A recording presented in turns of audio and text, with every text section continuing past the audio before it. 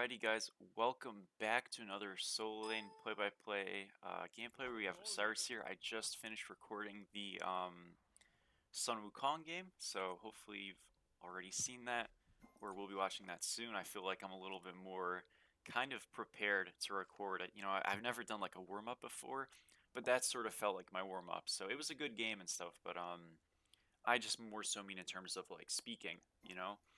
And hopefully this one will be a little bit smoother. I don't think it was bad. I just, think I could have done a little bit better. But we are laning against the Surtur, and I'm really excited to showcase this lane. This is a lane that I think a lot of people not struggle in per se, because I don't know how many people play this lane, but I think a lot of people struggle into Surtur specifically because he's such a brawling character and he has pretty good sustain, very good fight. A lot of people rush Frostman on him, and generally speaking, I think for a lot of people it ends up being a big problem. I also think people do want to, get a good feel for Osiris or not, because he is probably the best solo laner right now in the game. I think he's definitely top two, with Equinox and all those things being, prevalent.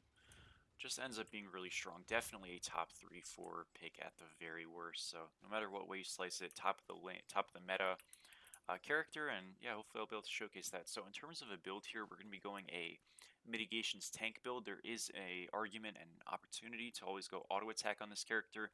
You go Acts of Animosity, you go Kin Size, all that stuff. It's not bad, but I promise you mitigated builds are better, and I'll explain that kind of throughout the game. But the general idea is that if you go a mitigations build, you're always extremely tanky. You play through Sundering Axe poke, and you can't really die and you can't lose the game because you don't ever need a full commit. You can just play poke and slowly whittle people down and win the game by just being unkillable. So yeah, a little bit maybe more team dependent, just because you can't hard carry through burst damage as much as you could with an auto attack shred build, but that's okay. This build fills the stats sheet up and just does a lot of everything, so is totally okay. We're going to start it off though going Equinox, and we will sell that late game. We'll go into a Glad Shield after that, and I will let you know, as I kind of forgot the rest of the build, but I'll figure it out and remember it as time passes. So Surtur, again, very strong brawling character. Best thing to do is just keep your range a little bit. Use your 1 and 2 to kind of group the wave by hitting him.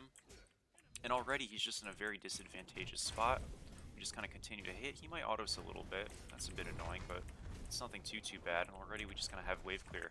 So yeah, just kind of using our abilities as a range. Surtur really does kind of struggle in the range department. So if you have characters with slows, but really just any excess range, you can kind of just dominate in the lanes against him. So I recommend playing Osiris, I recommend playing Achilles, and I recommend playing Sun Wukong into this character explicitly. Obviously if you just play the good characters like Bologna as well, never really going to go wrong with that. We are level 3, he's not just yet, so we'll kind of auto him down here a little bit. Never kills him, but just able to get some really good damage off. And yeah, any of those characters are going to feel pretty good. You can play things like Mulan and do pretty okay as well. Just kind of brawling characters with some form of sustain or range, or ideally a combination of both. But yeah, I think Achilles, Sun Wukong, and Osiris are probably the easiest 3 into him specifically. And you'll ultimately have pretty good results as long as you can kind of keep those range ideals in consideration when playing into him.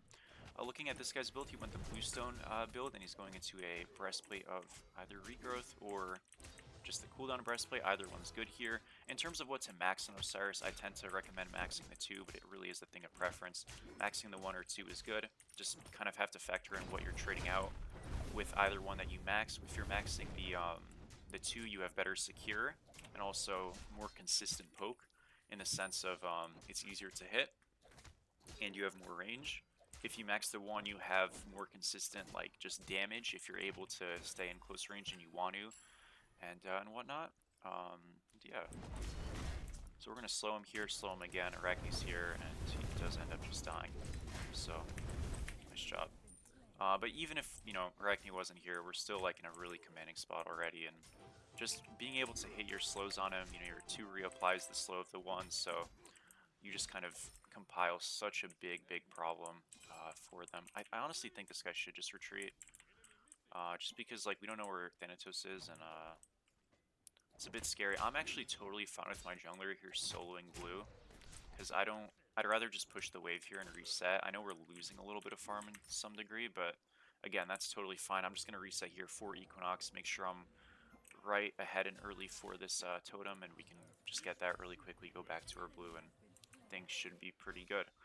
Seems like Thanatos actually was on that side of the map, so we could have went for a blue invade potentially, but again, just like pure risk there, Arachne's not level 4, Thana was, and yeah, it could have been really, really bad, so not having that info, we made the safe call, and definitely don't regret that. Again, you know, not having a Chalice right now is going to feel a little bit scary, because we do take a lot of damage and stuff, but we do have sustain, you know, so it is okay. If you didn't want to go an Equinox build for whatever reason, I don't recommend that, but you could go something like a Phalanx here, or a Glad Shield right off the gates with this build, and that way you just get some protections in HP 5. So again, we're squishier with this build, we do more damage, we have more sustain, but those builds are also safe and very strong, so, and also good into starters, so like, you know, totally could do that if you don't like Equinox. Which, you know, some people don't, so I get it. We're going to go do this over here. Again, we have a little bit of a lead, nothing too crazy, about 400. We have to, again, still just be mindful, because even though we have some sustain, we just don't have the most right now without a health chalice. We'll make sure to get that on our next back. So yeah, our next item is going to be that Glad Shield, just so we have, you know, solid health, sustain, and a little bit of cooldown, which is super, super important for these Equinox, excuse me, for these Sundering Axe builds. So we're just able to ability spam. Again, we want to just like make sure we're getting our healing off as much as we can through our auto attacks right now. Still using our range, still playing that. We're gonna freeze here a little bit. This isn't actually like a real freeze. It's more so just a attempt of kind of keeping him in an uncomfortable spot here. We did this on the Wukong game. I do this in every single game. Again, we're not actually making him lose minions here, but the idea is that if we can put him in a bad spot, he's going to make mistakes, or he's going to back at a bad time, something like that. And ultimately, it's just gonna, you know, pay out really, really well for ourselves. His blue buff's coming up very, very soon. So here I'm actually just gonna push the wave. Kind of force him in this very, very unpleasant spot. He's gonna kind of hit us. I respect it. I could have probably ulted there for a kill, but playing Discipline's always gonna, you know, do you the best. And just getting a free blue off of this. Unlucky we had to split it, but nonetheless, getting a free blue, feeling really, really good about that. This guy's actually going to hit this. I don't need to help him because Disco's helping. So we get Bull Demon King as well. I'm going to actually freeze here because Surtur did just back. So because of that, I don't want to actually pick up this Scepter because it'll just, it'll screw everything up. The thing will start zapping the minions, and again, I can pick it up in just a second. We should be okay.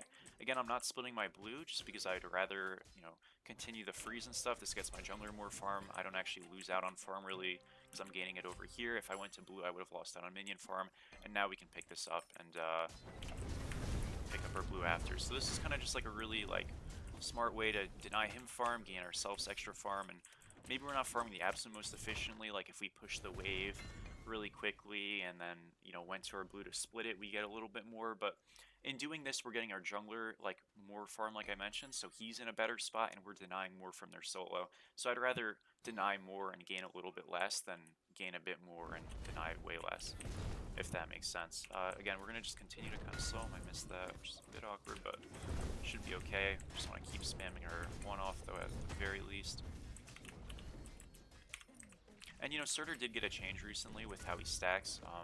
I haven't recorded a video yet on the character, but I will say, like, I've played him.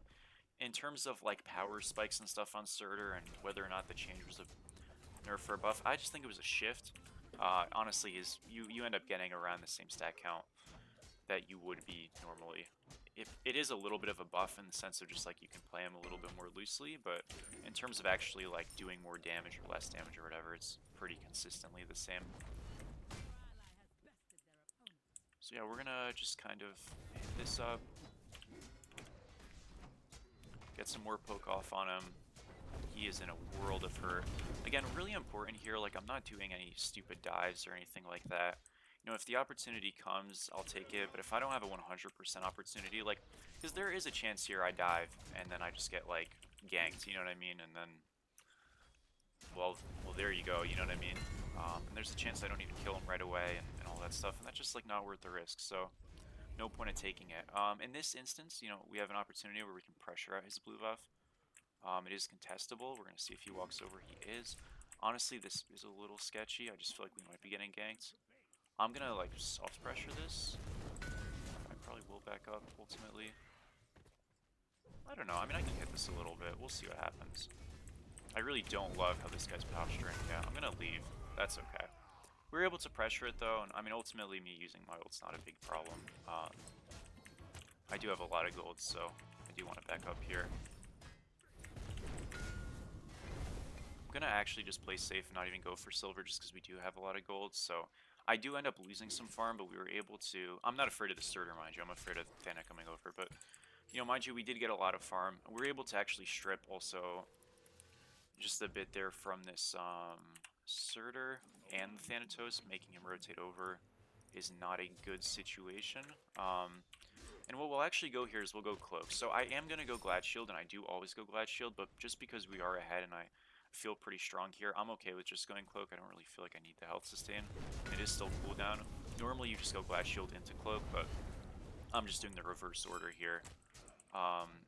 Again, if I had to back, like, on the way to getting the item, I would go Glad Shield, because, you know, then I just, like, Tier 2 is pretty strong. Tier 2 Cloak and Tier 1 Cloak is pretty awful, so, you know, my spikes would be pretty poor, but, like, now that I'm just able to get the full item, I may as well just go Cloak. Nice job, I missed my ult, which is awkward, but got another kill on him. I'm just going to kind of hit up this tower here. He ended up upgrading his TP all the way, which, you know, has some value, but ultimately does just put him down another 800 gold, which when you're behind, definitely don't want that to be happening. I'm going to be able to get, actually just upgraded TP right there, so I can upgrade TP now for 500 gold and, you know, feel pretty good about that, or I can just continue to kind of hit him and ultimately get upgraded TP sometime soon-ish. It won't be extremely soon, but soon-ish. He doesn't have TP right now, so I'm just going to freeze here. He does have TP, I lied. He's just upgraded it, that's why he's got it. So listen, I mean, look, he's able to come back a lot, but because we have Cloak and stuff, and because I'm also just getting these hits now for my own upgraded TP, I really don't care, you know what I mean? Like, he can come back as much as he wants. I have sustain too, so... You know, clearly this really isn't a huge issue for us. And that's, I think, the biggest advantage of Cloak, and I really do talk about this a lot, but it's, you know, oftentimes in these lanes you might not be building the biggest advantage in terms of farm, or even if you do, sometimes it feels like it's somewhat nonsensical.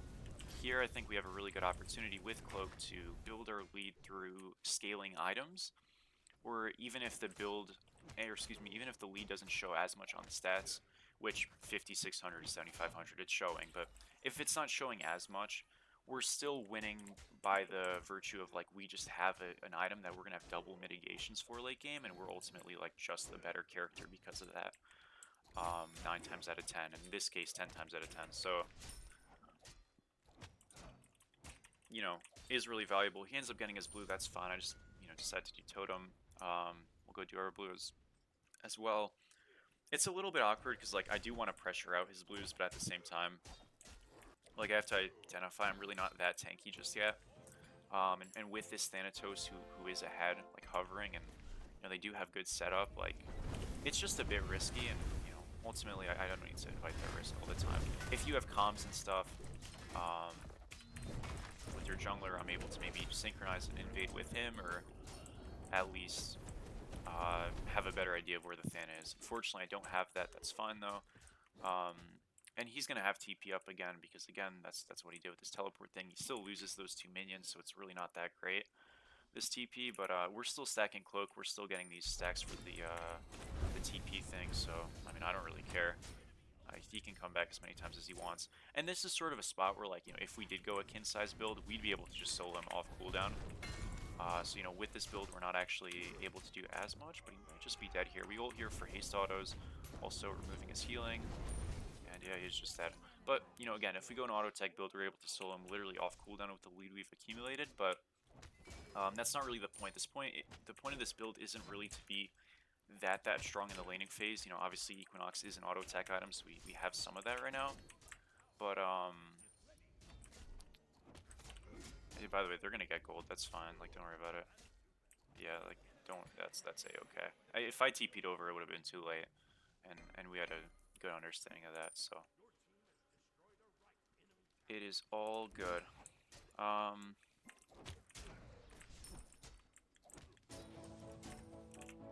Alrighty, we're gonna go over to his back right. I could come over to that, but I think they have it. It's an Arachne moment for sure.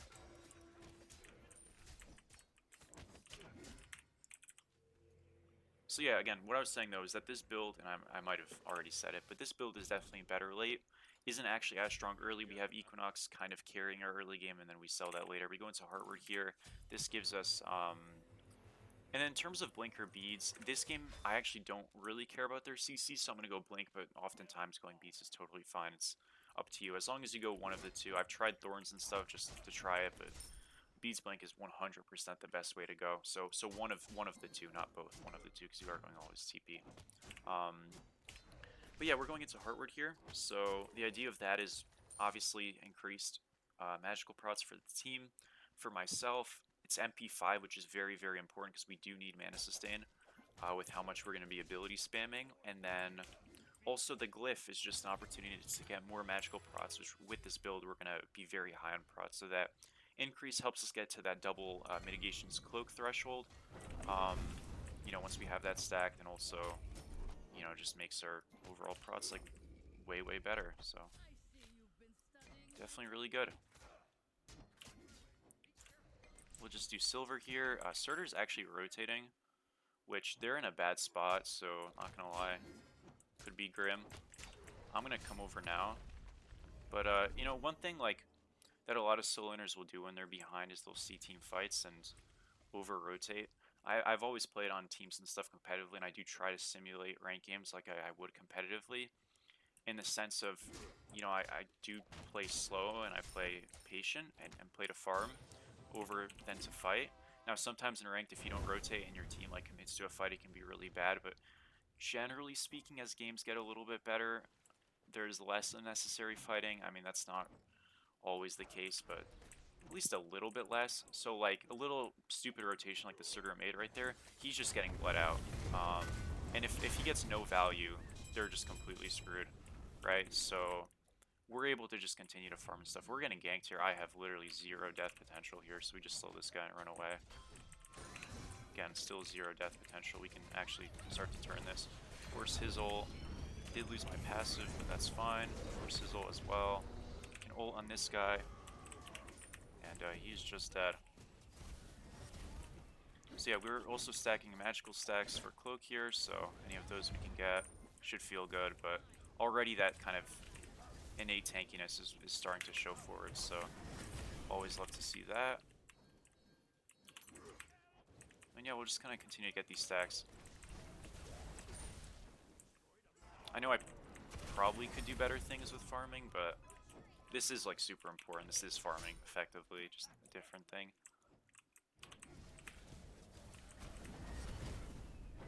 Back up here a little bit. I want to get one more magical one here, I hope. Cool, did it. Okay, we can just leave now.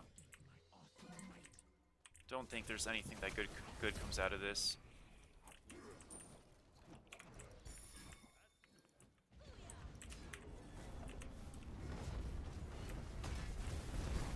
Fafnir should be fine, and I have ult, so I'm not like ever worried here. This guy ended up getting super slowed. I'm just gonna ult here. That's fine. Alright, now we leave.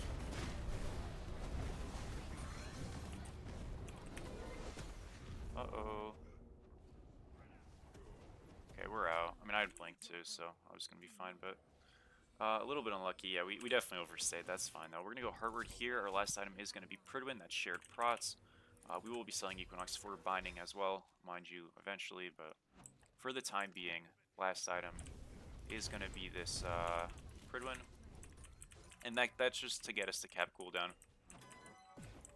And now you'll really see why this Heartward is important, soon at least, because, you know, we will just be like constantly throwing out abilities, and we already have been, so super, super helpful.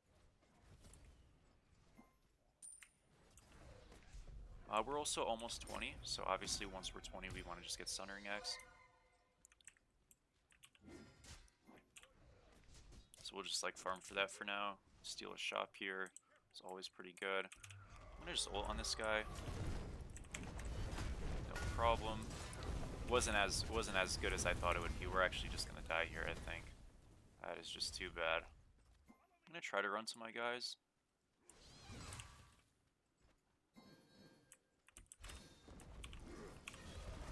Okay, we're actually fine. Awesome. He's dead now. Oh, that's gotta be miserable. He's not dead. It's still okay. I just don't want to get to execute threshold.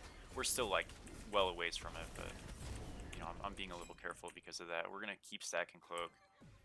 Yeah, I mean, we really don't take damage. You know, we're ahead. That definitely doesn't hurt, but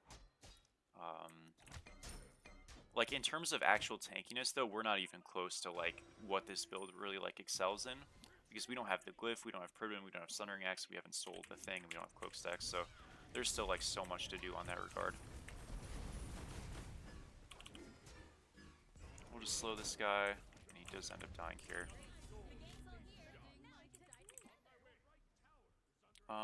We can just probably back up. Yeah, we should just retreat. I mean, listen, we've been playing like kind of arena on them, but we've been winning the fights, so it's not bad, you know, at all. And we're gonna go push out right now. I think not doing fire is fine. I was thinking about calling it, and he gave the idea, but our damage on our backline is still kind of weak. Disco also went tab, which is definitely not good, but we have an Arachne, but even then, it's okay to just take it a little bit safer and slower.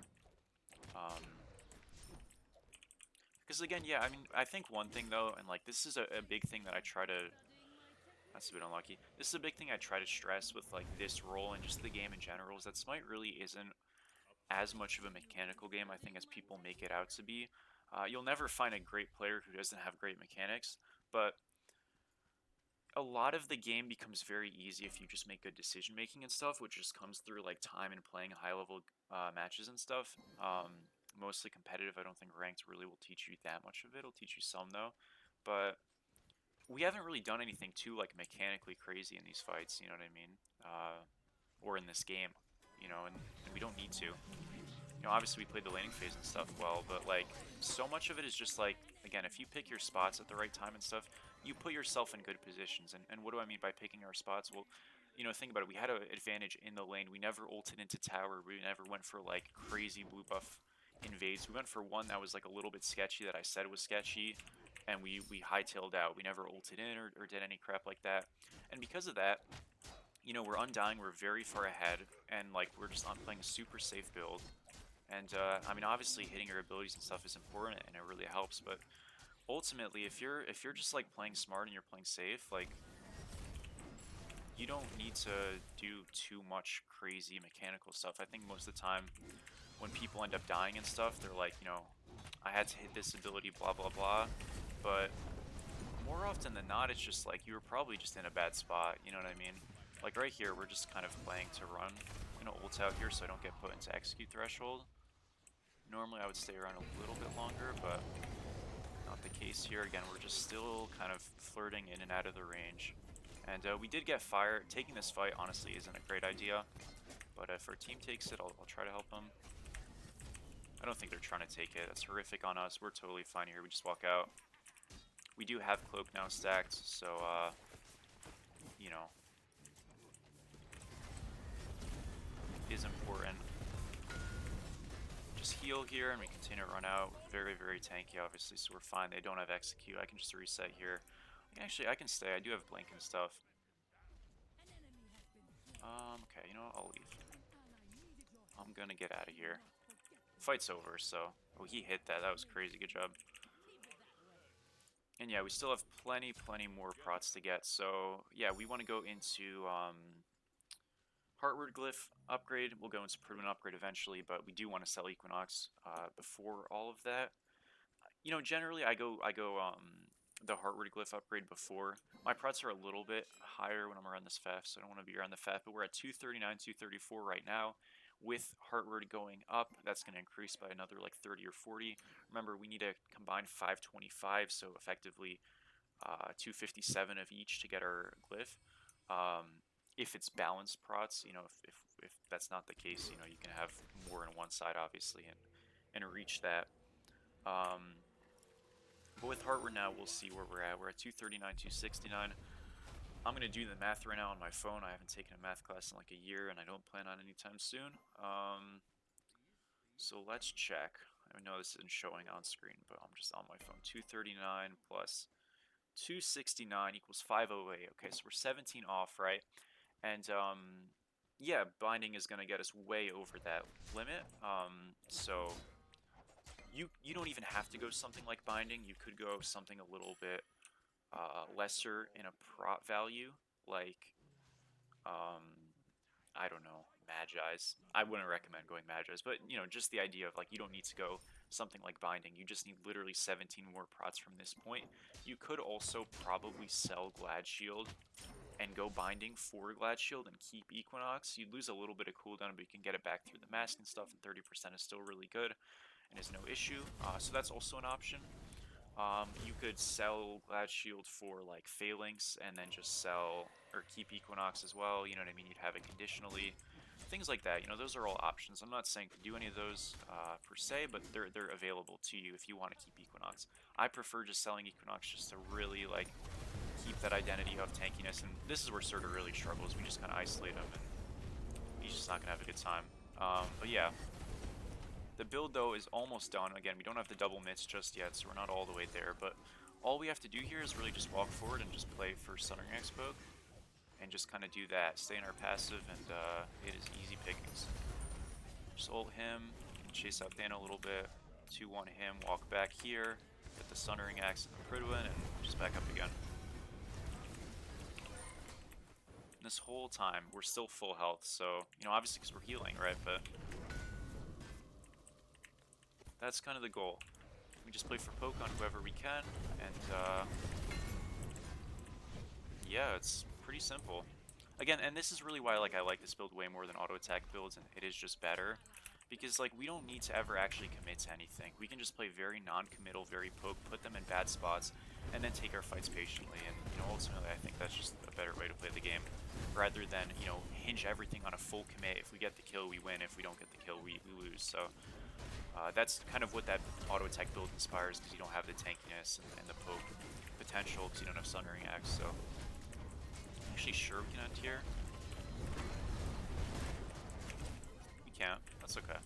Honestly, I was having fun, so kind of happy. Just back up here. All good.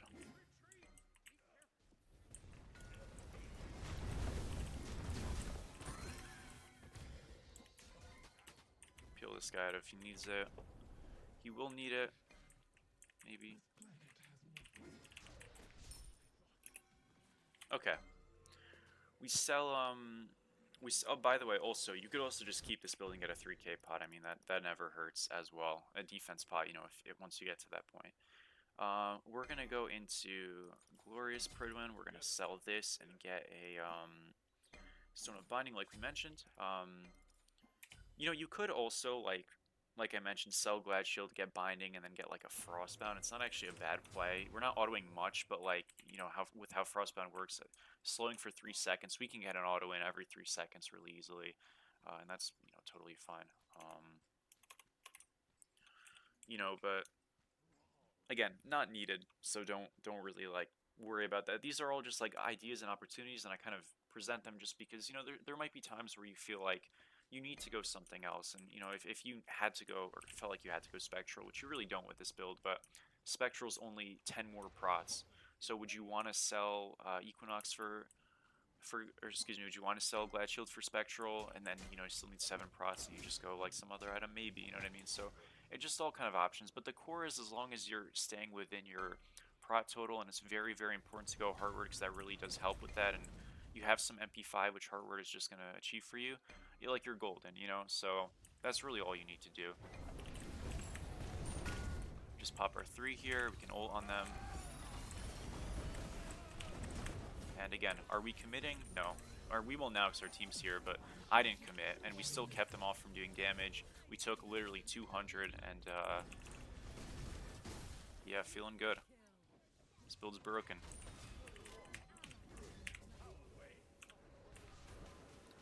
missed. No. Alright, doesn't matter. GG. Was good, so really, really solid game. Would recommend this literally every game. Again, your build's going to be a little bit slower in terms of maybe prevalence, but once you get it online, you are golden. And Equinox really, really helps the early game, so isn't even a big issue. Biggest thing, again, is just patience, and the moment you kind of have that advantage through Sunring X poke. If we had elongated firefights, we literally just continuously Sunring X poke the frontliner or whoever we can hit, and we'll continue to sustain as long as we don't bite off way too much in terms of poke and we don't get like really forced out. It's very safe, very easy. Even if this many prots, it's really hard to get picked. And you know, if we didn't go blink, if we went beads, it would have been even harder to get picked. I didn't even need it that game because they didn't have a lot of CC, but if they had like Ares and stuff, maybe we go beads, totally fine.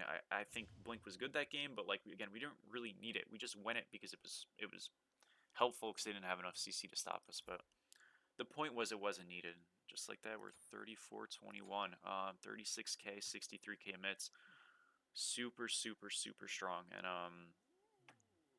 like I mentioned, fills up the stat sheet. You know, high gold per minute, so the farming was still quick, even with a quote-unquote slower build.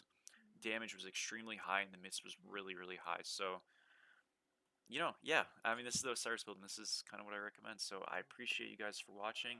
Recorded 2 videos in a row. This one I think felt a little bit smoother, and let me know in terms of gods, potentially builds. Probably won't be like experimenting with builds too much, but let me know with characters you want to see played, kind of in-depth analysis breakdowns of all that stuff, and yeah, let me know in the comments. Let me know what you want to see, and I really appreciate it. We're just kind of grinding up to SMITE 2, so thank you, thank you.